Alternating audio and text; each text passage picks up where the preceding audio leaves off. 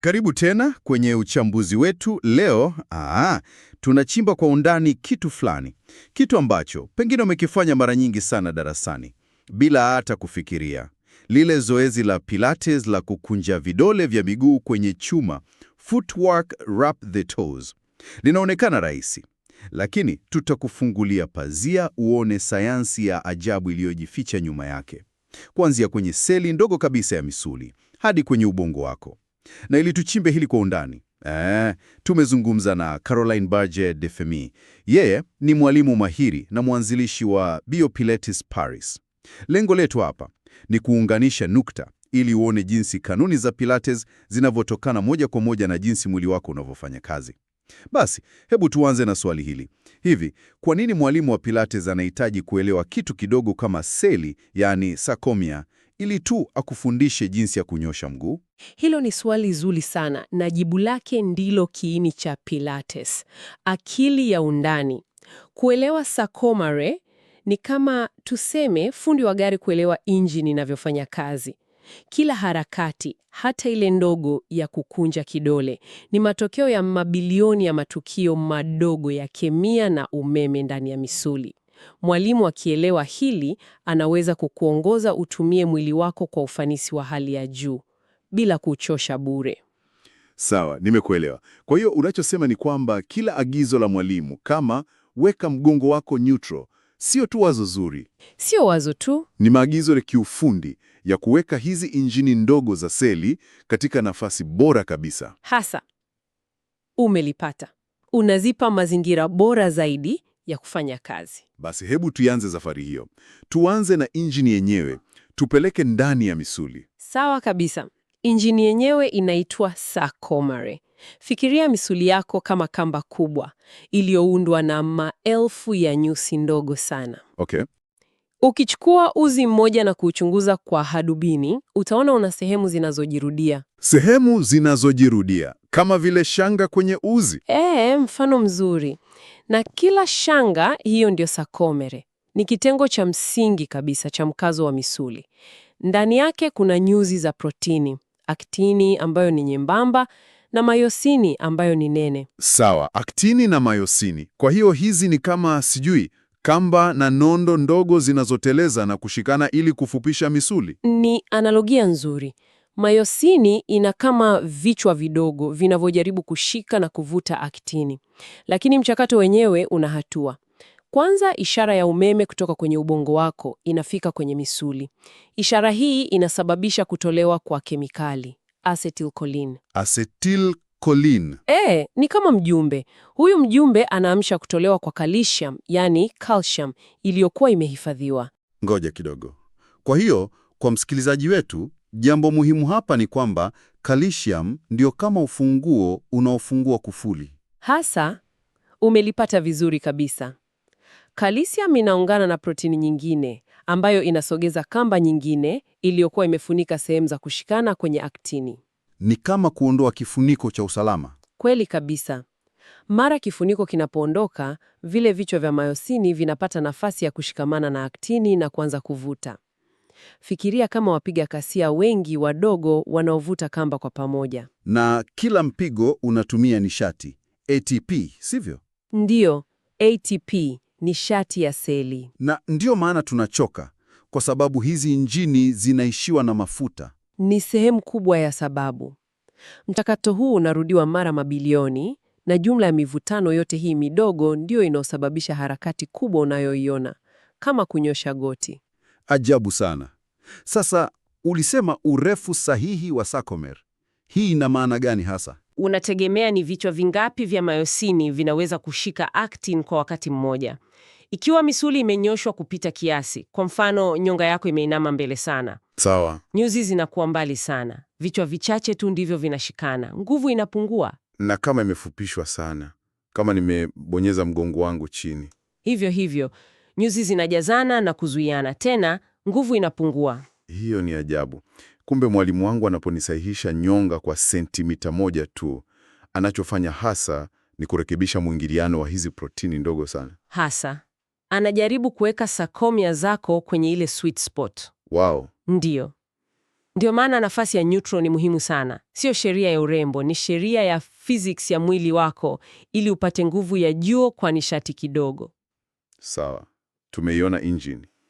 Lakini nini kinaipa amri engine hii? Hapa tunaingia kwenye mfumo wa neva. Hasa, misuli inasubiri maagizo, na maagizo yanatoka kwenye mfumo wa neva.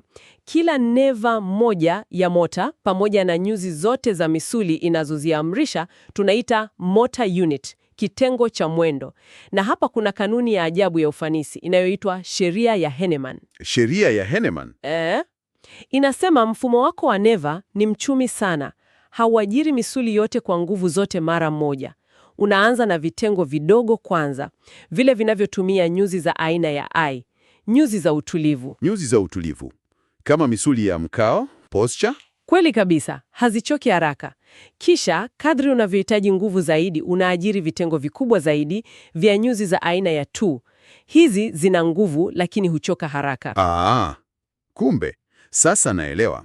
Kwa hiyo sheria ya Henneman ndiyo sayansi nyuma ya kauli ya Pilates ya udhibiti kabla ya nguvu.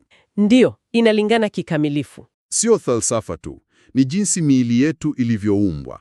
Tunaanza polepole kwa udhibiti, tukiamsha wale wafanyakazi wa utulivu kwanza. Kabisa.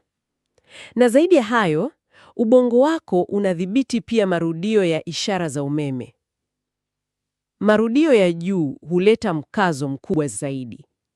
Lakini yakiwa mengi mno na ya haraka mno, misuli inakakamaa, inapoteza uwezo wa kusogea. Nadhani tumehisi hivyo sote. Ule wakati misuli inatetemeka na kukakamaa. Hali hiyo inaitwa tetanization. Na upumuaji sahihi unasaidia sana kuzuia hili. Sasa umegusa kitu muhimu sana. Katika Pilates, upumuaji ni kila kitu. Tuelezee uhusiano huo na neva. Uhusiano ni wa moja kwa moja.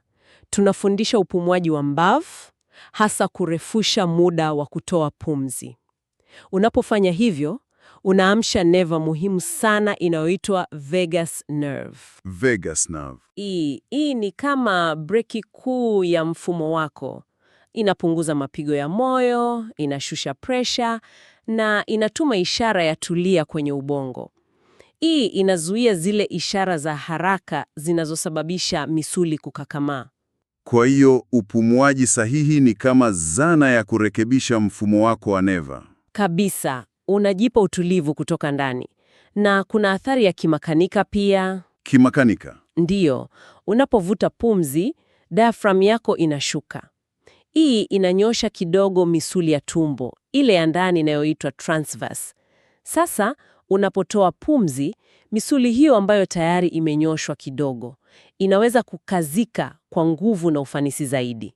Kumbe, ni kanuni ile ile ya sarcomere, unaiweka kwenye urefu wake bora kabla ya kuiomba ifanye kazi. Umepata. Sasa, naelewa kwa nini walimu wanasisitiza kutoa pumzi wakati wa sehemu ngumu ya zoezi. Sio tu kuhusu kupumua, ni kuhusu kuongeza nguvu. Na nini kinatokea tunapobana pumzi? Watu wengi hufanya hivyo.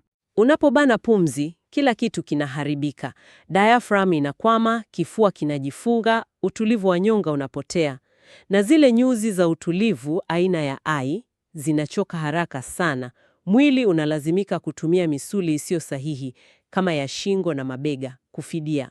Unapata uchovu na maumivu bila faida halisi. Hasa. Sawa, hebu sasa turudi kwenye zoezi letu la mazo. Wrapped the toes. Tumesahau kuhusu miguu yetu. Nini kinaendelea kwenye misuli midogo ya wayo? Misuli hiyo midogo ni mashujaa wasioimbwa. Misuli kama flexor digitorum brevis ndiyo inayotengeneza tao la mguu wako. Wao ni walinzi wako wa wima, wanasawazisha mgandamizo kila sekunde.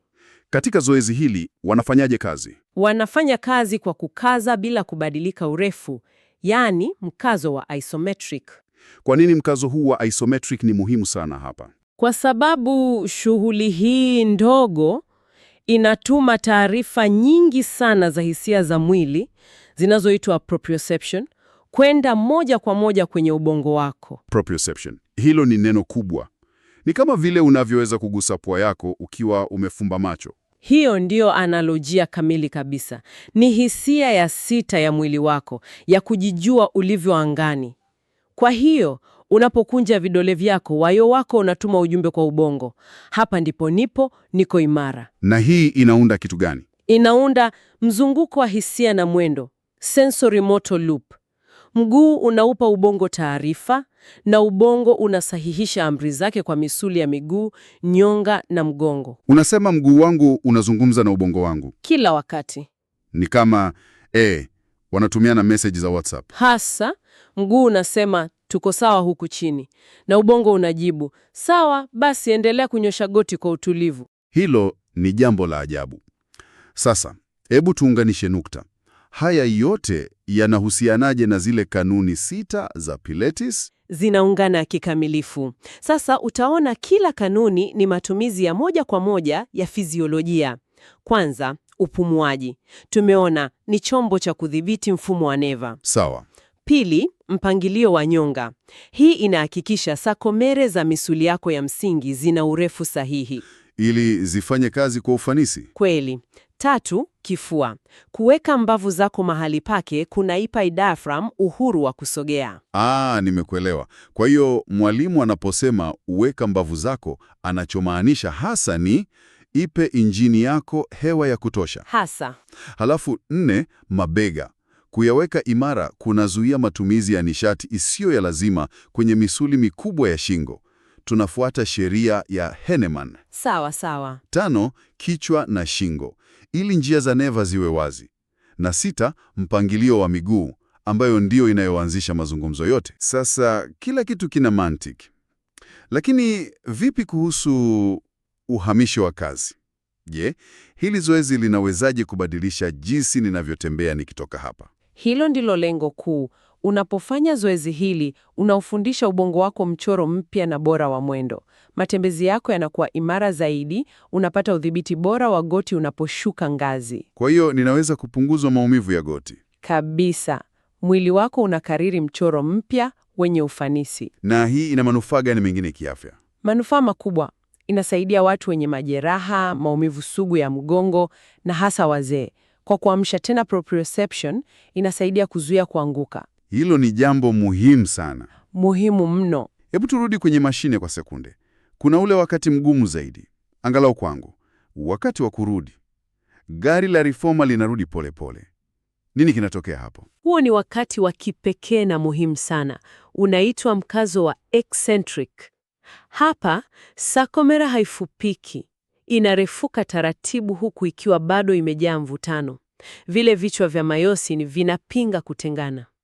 Kwa hiyo, ni kama kushusha ndoo nzito kwenye kisima taratibu badala ya kuiachia ianguke. Misuli inafanya kazi ya breki. Analojia kamili. Na kazi hiyo ya breki ina faida kubwa ajabu. Utafiti unaonyesha mkazo huu wa eccentric ni bora mara 3 zaidi kwa kuchochea ujenzi wa misuli. Mara 3 zaidi? Unaongeza idadi ya sarcomere na mitochondria na unaimarisha misuli bila kuumiza viungo. Ni njia salama na yenye nguvu. Kabisa. Basi, mwishowe, watu wengi huchanganya kati ya nguvu na usahihi. Wanafikiri kusukuma kwa nguvu ndio lengo. Unawaambia nini? Ninawaambia kwamba katika Pilates, nguvu ya kweli hutokana na usahihi. Sarcomere haidanganyi, inafuata sheria za fizika. Misuli sahihi ni ile inayofanya kazi kwa urefu wake sahihi na kwa kasi sahihi. Lengo si kusukuma, bali ni kuhisi. Ni kuelewa yale mazungumzo kati ya ubongo na mwili. Kwa hiyo usahihi ni nguvu Isiyo na vurugu. Tumefanya safari ya ajabu kweli. Tulianza na zoezi rahisi la kukunja vidole na tukasafiri hadi ndani kabisa ya seli zako. Tumeona jinsi kanuni za Pilates zilivyotafsiri ya moja kwa moja ya fiziolojia. Haya si mazoezi tu, ni mazungumzo ya kina kati ya akili na mwili. Na wazo la kukumbuka ni hili, unajua, Kwamba kila harakati unayoifanya kwa udhibiti ni ushindi wa mfumo wako wa neva. Ni mfumo wako wa neva unaoratibu mabilioni ya matukio madogo kwa utulivu na ufanisi, sio tu nguvu ya misuli. na tunakuacha na wazo hili la mwisho la kutafakari. Baada ya kuelewa haya yote, fikiria hili. Je, ufahamu huu wa kine kinachotokea ndani ya misuli yako unawezaje kubadilisha sio tu jinsi unavyofanya mazoezi, bali jinsi unavyotembea, unavyokaa au hata jinsi unavyopumua katika kila dakika ya maisha yako.